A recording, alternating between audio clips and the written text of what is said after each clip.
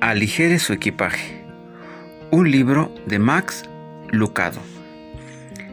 Despojémonos de las cargas que nunca debimos llevar. La promesa del Salmo 23. 14. El gallo cantor y yo. La carga de la vergüenza. Aderezas mesa delante de mí en presencia de mis angustiadores. Salmo 23, 5. Ve a ese individuo amparado en las sombras. Es Pedro, Pedro el apóstol, Pedro el impetuoso, Pedro el apasionado. Una vez caminó sobre las aguas, salió del bote y pisó el agua del lago. Pronto le predicará a millares, osado ante amigos y enemigos por igual. Pero el que caminó sobre las aguas esa noche se ha apresurado a esconderse. El que será un poderoso predicador llora de dolor. No gimotea ni lloriquea, sino llora a gritos, con el rostro barbado hundido entre las manos. El eco de su llanto traspasa la noche de Jerusalén. ¿Qué duele más, haberlo hecho o que hubiera jurado que jamás lo haría? Señor, dispuesto estoy a ir contigo, no solo a la cárcel, sino también a la muerte. Había prometido apenas unas horas antes, y Jesús le dijo: Pedro, te digo que el gallo no cantará hoy antes que tú niegues 3 veces que me conoces. Lucas 22, 33, 34. Negar a Cristo la noche que fue entregado era de por sí bastante malo, pero ¿tenía que jactarse que no lo negaría? Una negación era lamentable, pero 3 veces, 3 negaciones eran horribles, pero ¿tenía que maldecir? Comenzó a maldecir y a jurar: no conozco al hombre. Mateo 26, 74. Y ahora, sumergido en un torbellino de pesar, Pedro se esconde, Pedro llora y pronto se irá a pescar. Nos preguntamos por qué se fue a pescar. Sabemos la razón de su regreso a Galilea. Se le había dicho que el Cristo resucitado se reuniría allí con sus discípulos. El lugar señalado para el encuentro no era el mar, sino una montaña. Mateo 28, 16. Si los seguidores iban a reunirse con Jesús en la montaña, ¿qué hacen en un bote? Nadie les dijo que pescaran, pero eso fue lo que hicieron. Simón Pedro les dijo: voy a pescar. Ellos le dijeron: vamos nosotros también contigo. Juan 21, 3. Además, ¿no había dejado Pedro de pescar? 2 años antes, cuando Jesús lo llamó a pescar hombres, ¿no dejó su red y le siguió? Desde entonces no le hemos visto pescar. Nunca le hemos visto pescar de nuevo. ¿Por qué va a pescar ahora? Especialmente ahora. Jesús ha resucitado de entre los muertos. Pedro ha visto la tumba vacía. ¿Quién puede pescar en una ocasión como esta? ¿Tenían hambre? Quizá eso era todo. Es posible que la expedición naciera por el impulso de estómagos vacíos. O quizás haya nacido de corazones quebrantados. Pedro no podía negar su negación. La tumba vacía no borró el canto del gallo. Cristo había regresado. Pero Pedro se preguntaba, debe de haberse preguntado: después de lo que hice, ¿volvería él por alguien como yo? Nosotros nos hemos preguntado lo mismo. ¿Es Pedro la única persona que ha hecho lo que prometió que no haría jamás? Basta de infidelidades. De ahora en adelante voy a poner freno a mi lengua. No más tratos oscuros. He aprendido la lección.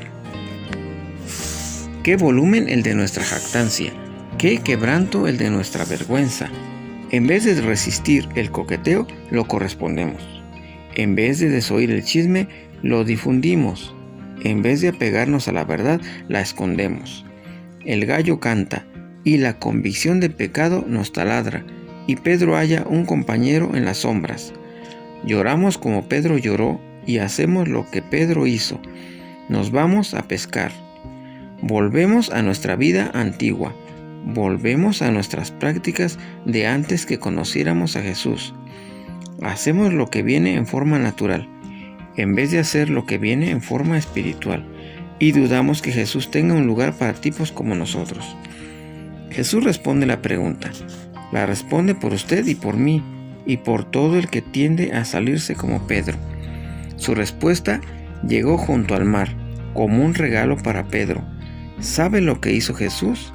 ¿Partió las aguas? ¿Convirtió los botes en oro y las redes en plata? No, hizo algo mucho más significativo. Invitó a Pedro a tomar desayuno. Jesús lo preparó. Por cierto, el desayuno fue un momento especial entre los varios de esa mañana. Estuvo la gran pesca y el reconocimiento de Jesús, la zambullida de Pedro y el chapoteo de los discípulos. Y en un momento llegaron a la playa y Jesús estaba junto al fuego. Los pescados chirriaban en la sartén y el pan esperaba. Aquel que derrotó al infierno y es el Rey de los cielos invitó a sus amigos a sentarse a comer. Nadie podía haber estado más agradecido que Pedro, el que había sido zarandeado como trigo por Satanás, comía pan de la mano de Dios. Pedro fue invitado a la comida de Cristo, allí mismo, para que el diablo y sus tentadores lo vieran. Jesús aderezó mesa en presencia de sus angustiadores. Quizás Pedro no lo dijo con estas palabras, pero David sí. Aderezas mesa delante de mí en presencia de mis angustiadores. Salmo 23:5. Lo que el pastor hizo por las ovejas se parece mucho a lo que Jesús hizo por Pedro. En este punto del Salmo, la mente de David parece estar en las tierras altas con sus ovejas. Después de haber guiado al rebaño a través del valle hacia las empinadas tierras en busca de un pasto más verde, recuerda la responsabilidad adicional del pastor. Debe preparar el pasto. Esta es tierra nueva, de modo que el pastor debe ser cuidadoso. Idealmente la pradera para pastar debe ser llana, una meseta o altiplanicie. El pastor ubica las plantas ponzoñosas y busca abundante agua. Se fija si hay señales de lobos, coyotes y osos. El pastor se preocupa especialmente de la víbora, una pequeña culebra marrón que vive bajo tierra.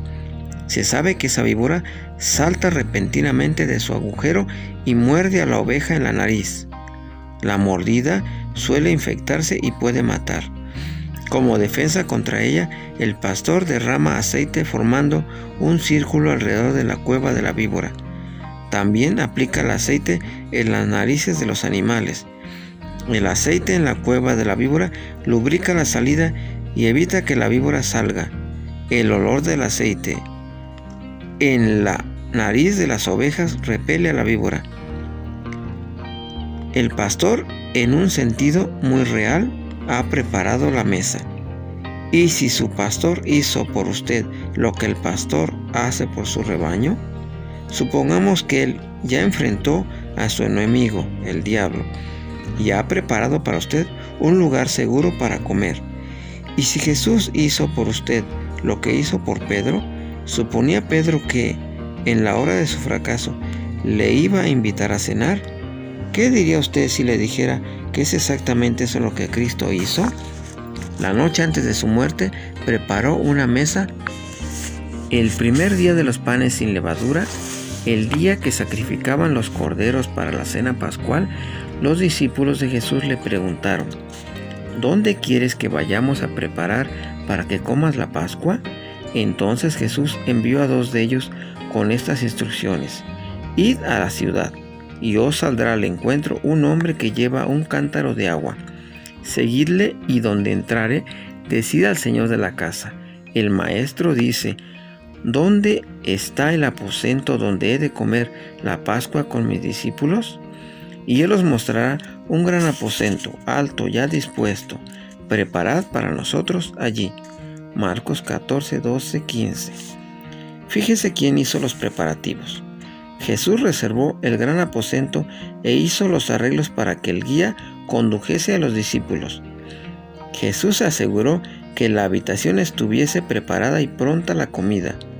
¿Qué hicieron los discípulos? Cumplieron fielmente y comieron. El pastor preparó la mesa. No solo eso, enfrentó las víboras. Usted recordará que uno solo de los discípulos no completó la cena esa noche. El diablo ya había puesto en el corazón de Judas Iscariote, hijo de Simón, que le entregase. Juan 13:2. Judas comenzó a comer, pero Jesús no lo dejó terminar. Por órdenes de Jesús, Judas salió de la habitación.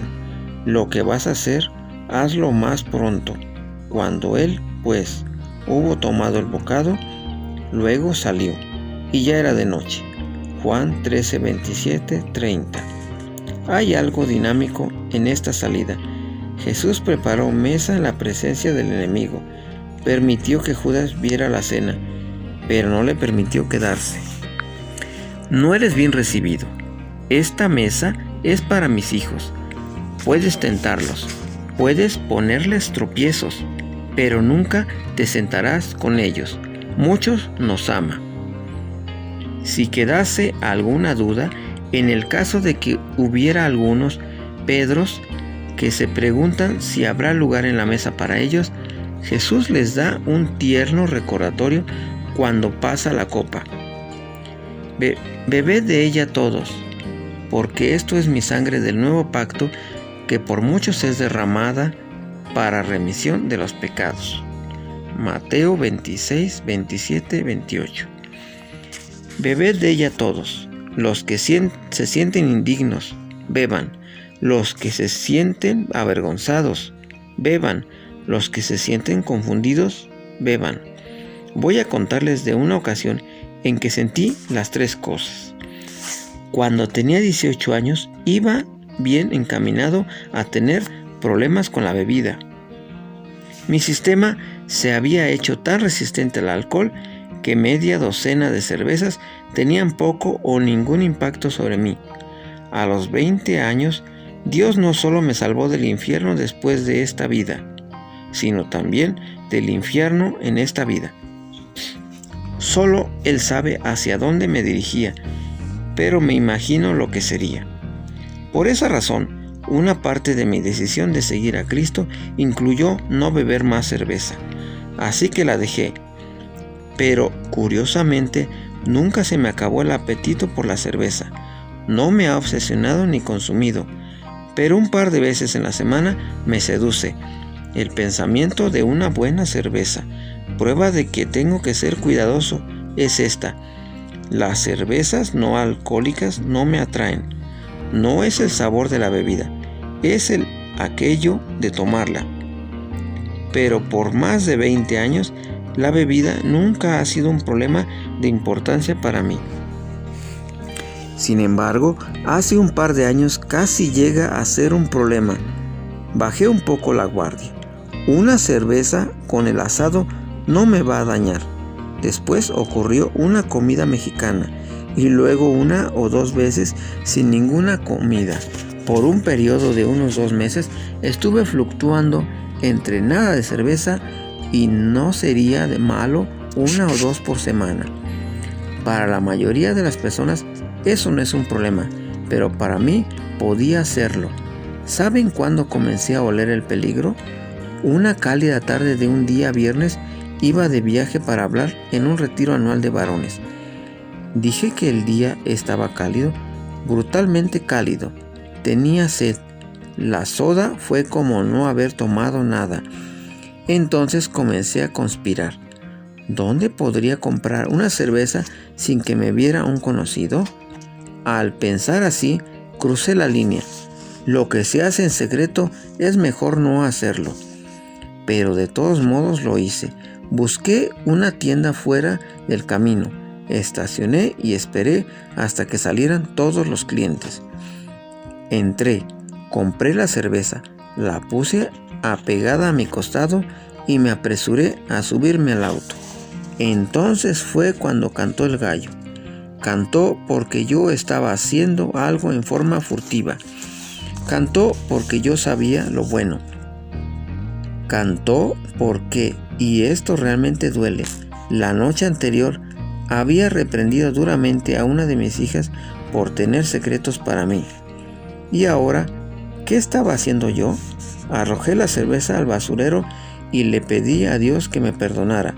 Pocos días después, confesé mi lucha a los ancianos y a algunos miembros de la congregación y me sentí feliz de anotar una experiencia y seguir adelante. Pero no pude, la vergüenza me atormentaba. Mire que hacer yo tal cosa. A tantos pude herir por mi estupidez. ¿Y qué momento para hacerlo? Mientras viajaba a ministrar la palabra en un retiro. ¡Qué hipocresía! Sentía que era un pobre diablo. El perdón había entrado en mi cabeza, pero el elevador destinado a bajarlo hasta el corazón tenía un desperfecto. Para empeorar las cosas, llegó el domingo. Me encontré en la primera fila de la iglesia en espera de mi turno para hablar. Había sido sincero con Dios, sincero con los ancianos y sincero conmigo mismo. Pero todavía luchaba. ¿Querría Dios que un tipo como yo predicara su palabra? La respuesta llegó en la cena del Señor. El mismo Jesús que había preparado una cena para Pedro, había preparado una para mí. El mismo pastor que había triunfado sobre el diablo, triunfó nuevamente. El mismo Salvador que había encendido una fogata en la playa, avivó unas pocas ascuas en mi corazón. Bebed de ella todos, y lo hice. Se siente bien al estar otra vez en la mesa. Continuará.